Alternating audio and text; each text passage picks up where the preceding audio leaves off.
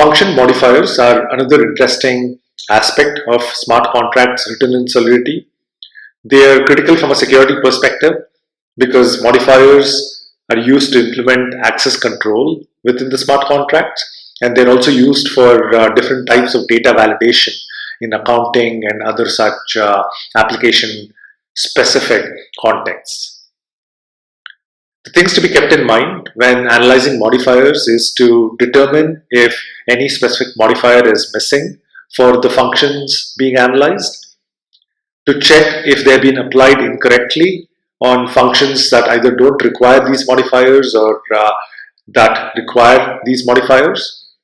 Also, if there are multiple modifiers used on a function, we have discussed how the ordering of the modifiers affects the logic implemented. Modifiers affect both control and data flow because from a control flow perspective, they could implement authorization checks that could revert if those checks fail and therefore affect the control flow. And they could also do different types of validation of the data that is being passed to the modifiers, in which case they do affect the data flow as well. So the best practice with function modifiers is to ensure that correct modifiers have been used on the correct functions and in the correct order.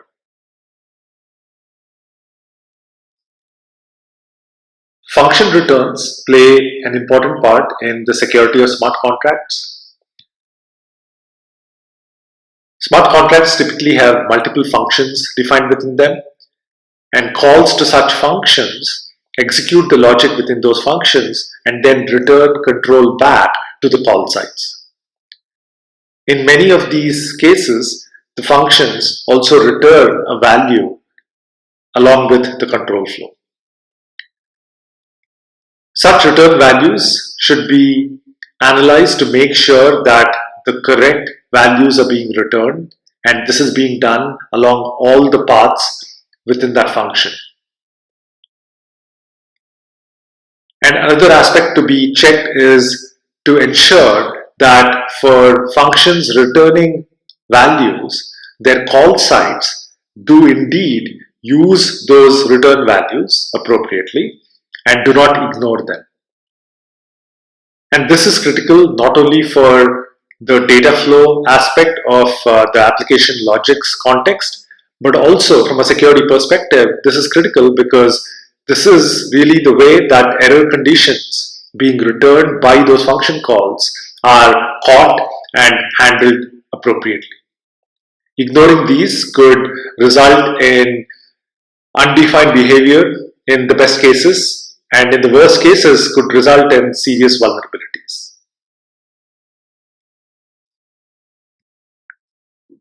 Function timeliness is another aspect that can affect security.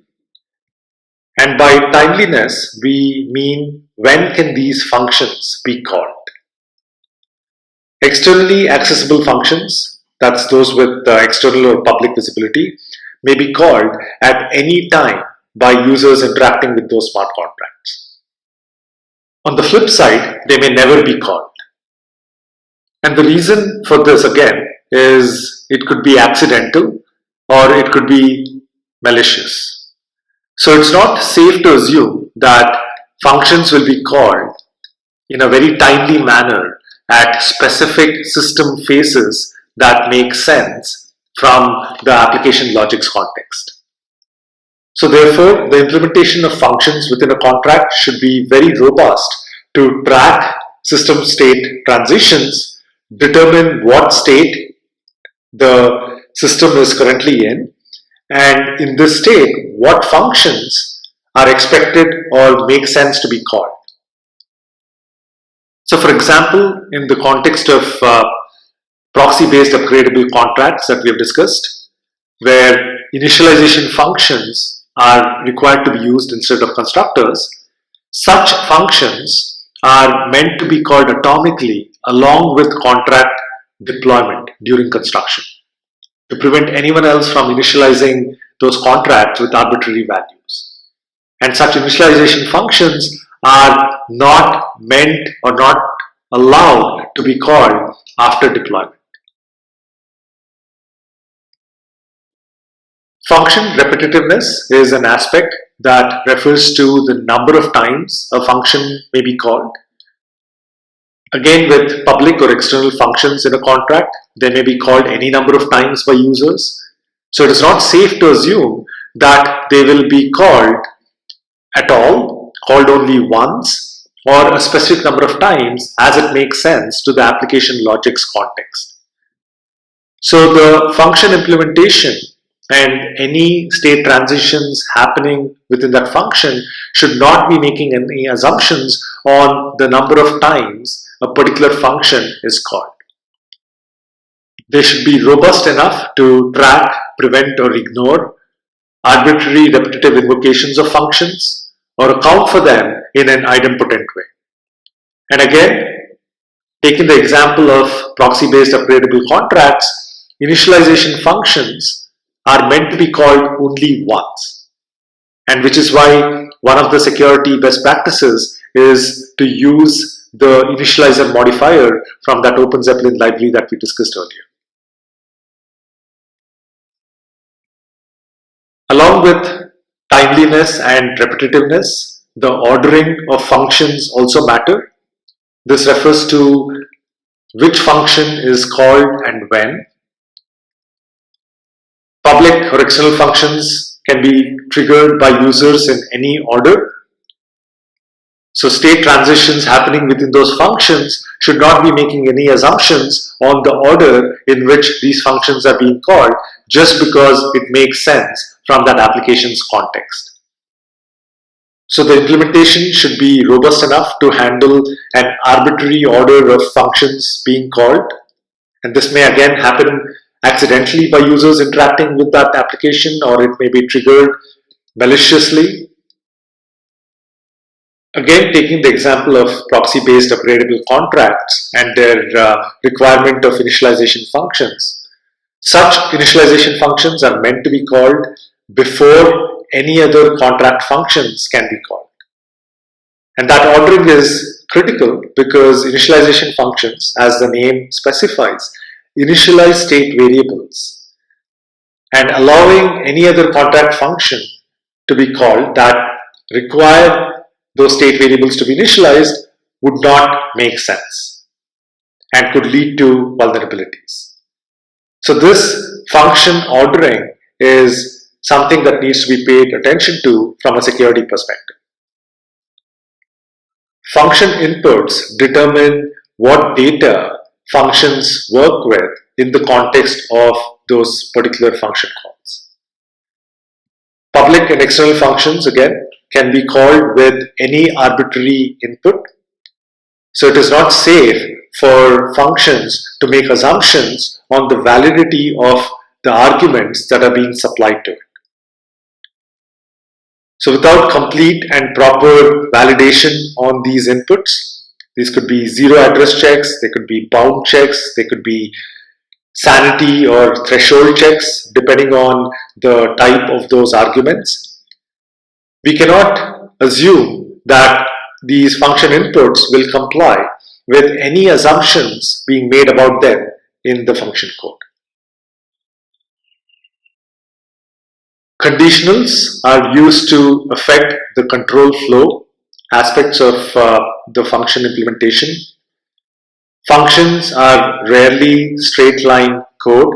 They have different control flow constructs such as if, else, for, while, do, break, continue, return within Solidity smart contracts that are used to implement complex control flow to reflect the different conditions that these functions need to work with.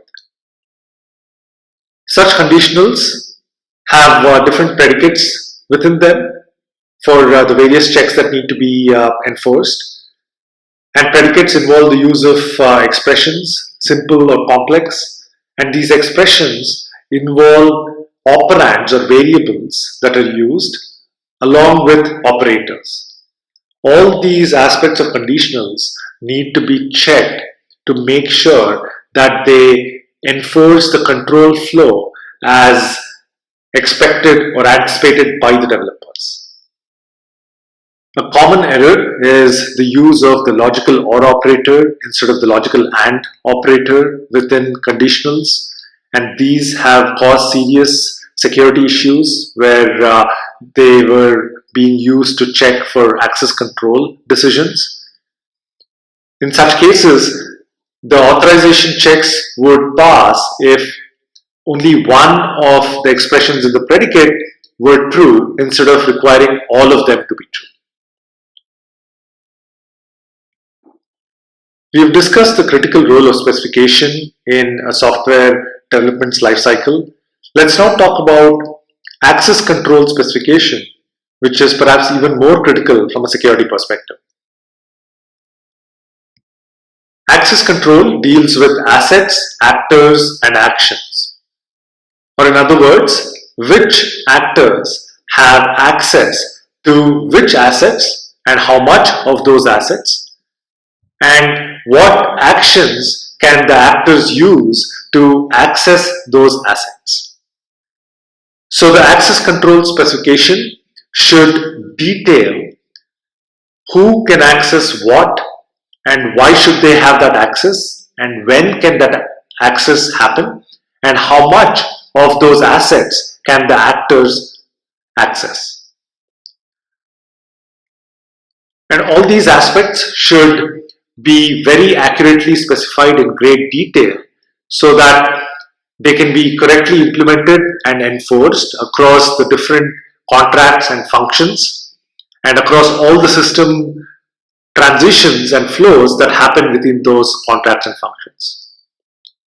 This should help determine the trust and the threat models and any assumptions that are being made from this model. Without such an access control specification, it will be very hard or even impossible to evaluate if the implementation actually enforces all these aspects. The implementation of access control should make sure that every aspect of the access control that was specified in the specification is implemented uniformly and accurately across all the actors on all the assets via all the actions possible. The implementation should make sure that none of the actors, assets, and flows conditions within actions are missing or maybe sidestepped. And such an implementation should help us evaluate if the access control enforcement has been done correctly according to the specification. Having discussed access control, specification, and implementation, let's now revisit the concept of modifiers, which is typically how access control is enforced in smart contracts written in Solidity. So instead of implementing access control checks that are required for different functions multiple times in each of those functions, modifiers allow us to encapsulate those checks in one place. And then these modifiers can be applied on any of those functions that require the access control checks implemented within them. While this encapsulation brings in the desired aspect of modularity, modifiers also impact auditability. There is a school of thought that believes that modifiers are good for auditability. They make it easier because they implement all the checks in one place. So instead of reviewing the same checks multiple times in multiple functions, these checks can be reviewed once within the modifier and then check if these modifiers are applied correctly to all the functions that require those checks. So that makes auditability easier, is the belief of the school of thought. On the flip side, there's another school of thought that believes that modifiers are not as good for auditability as thought. The reason is that if there is a contract that has multiple modifiers and many functions that use those modifiers, then recall that the programming style guidelines recommend modifiers to be declared and defined at the beginning of the contracts, and all the functions come thereafter. So if an auditor is reviewing functions deep down within the contract and it uses multiple modifiers, then they have to scroll up to the modifiers at the beginning of the contracts to check if the desired checks were implemented and if they were implemented correctly. So this switching of context in the process of scrolling is believed to not lead to good auditability. But nevertheless, modifiers are used extensively, and reviewing these modifiers should make sure that they are indeed present on the functions that require the checks implemented by them, that the modifiers implement valid checks in a correct manner, and their order is also correctly specified for functions that use multiple modifiers. Given the critical role of modifiers in access control, let's dive a bit deeper. Modifiers need to be implemented correctly. But what does that mean? Access control in smart contracts is enforced on different addresses that may be classified into different roles with differing privileges. Like we've discussed in earlier modules, contracts may have a simple ownership-based access control or a more flexible one based on role-based access control or RBAC. In such RBAC scenarios, we need to check that modifiers are enforcing the correct checks on the correct roles and that such checks are composed correctly. Such a correct implementation is critical to access control, which is the fundamental aspect of smart contract security and therefore needs to be reviewed very carefully. It's not sufficient to have the modifiers implemented correctly, but they should be used or applied correctly as well. The questions of which modifiers are used, why are they used, the how, what aspects, that's any parameters passed to them, what they do with them, and the order of modifiers when more than one is present, the when aspect, that's under what states transitions should they be applied, and finally the where aspect, the functions where they're applied to. All such aspects of modifiers, their functions, and any parameters should have been considered correctly. The access control implemented may need to be changed in some scenarios. In such cases, it is critical that the change is done correctly with respect to the assets, actors, or actions that are impacted. Using the wrong addresses for assets or actors, or allowing the changes to happen at the wrong times in the context of the application's logic may lead to loss or locking of funds. Therefore, access control changes should be validated for correctness, use a two-step process to allow recovery from mistakes, and also log changes for transparency and off-chain monitoring. Code comments can be considered as part of documentation that is in line with the code. We should ensure that the code is well commented with the correct level of details and relevant information, both with NatSpec and inline comments. This will help improve readability, maintainability, and also auditability because comments can help document not only the functionality but also the rationale behind it and any assumptions made, all of which can be analyzed while manually reviewing the code. The comments should accurately reflect what the corresponding code does. Discrepancies between code and comments should be addressed. Any to-dos indicated by comments should also be addressed. And finally, commented code and stale comments should also be removed. So these are all the various aspects related to comments that need to be kept in mind while developing code or manually reviewing it. Software testing or validation is a fundamental software engineering practice that is a critical contributor to improved security. Testing validates whether the system implementation meets the requirements as detailed by the specification. Unit tests, functional tests, integration, and end-to-end tests should have been performed to achieve good test coverage across the entire code base.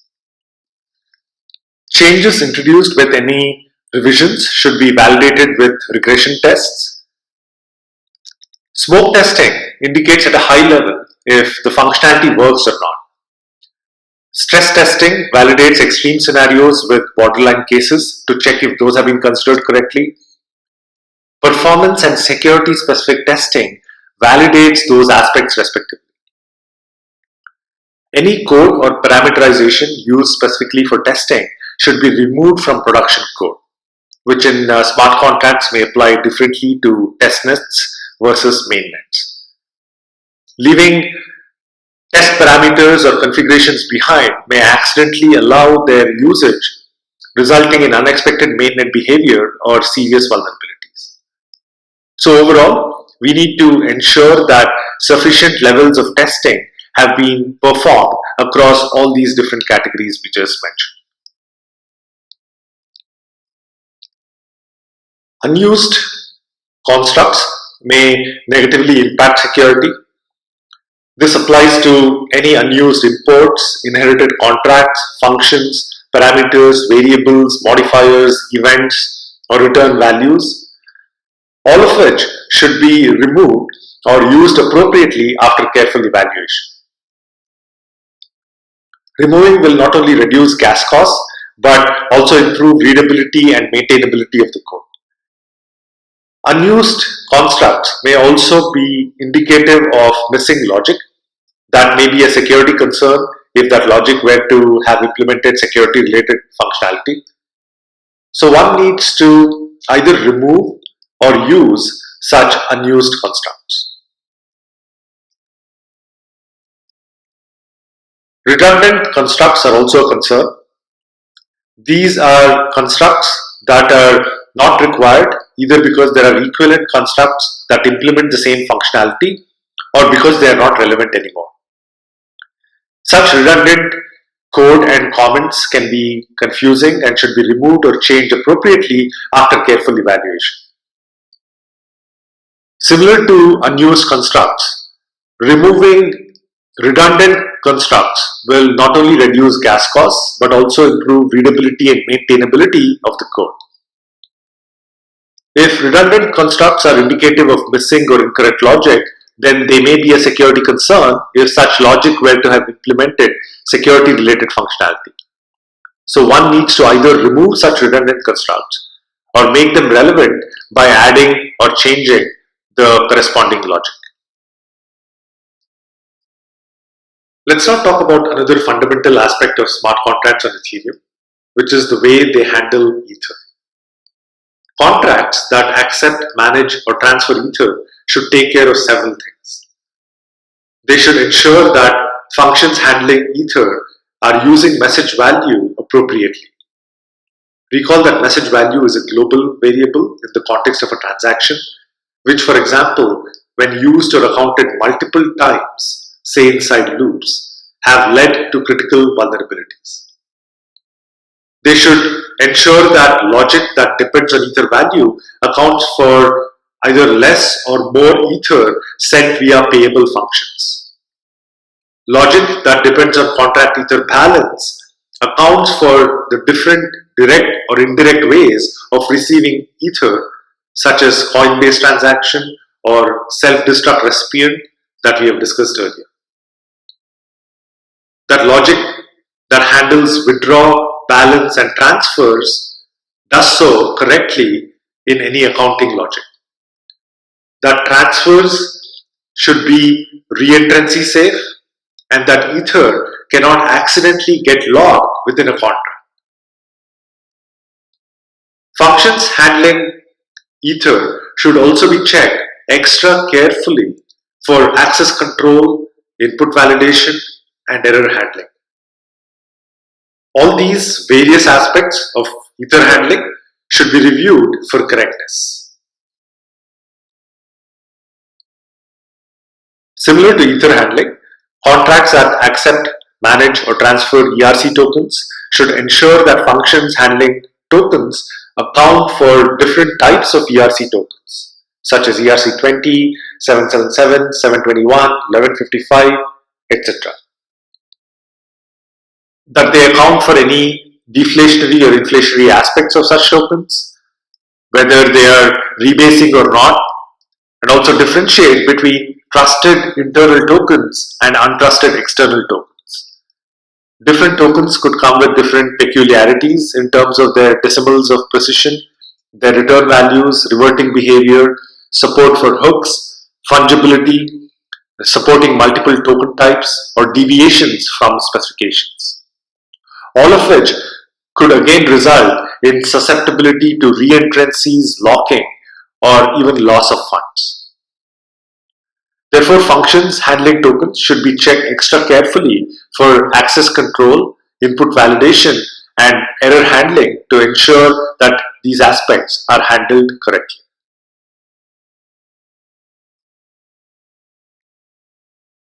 The aspirational goal in Web3 is for it to be a completely permissionless system where ideally there are no centralized trusted actors such as admins responsible for any aspect of smart contracts related to either development or management. Recall that Web3 aspires to be a zero trust system where no one needs to be trusted to use and not abuse the system because everything is and should be verified.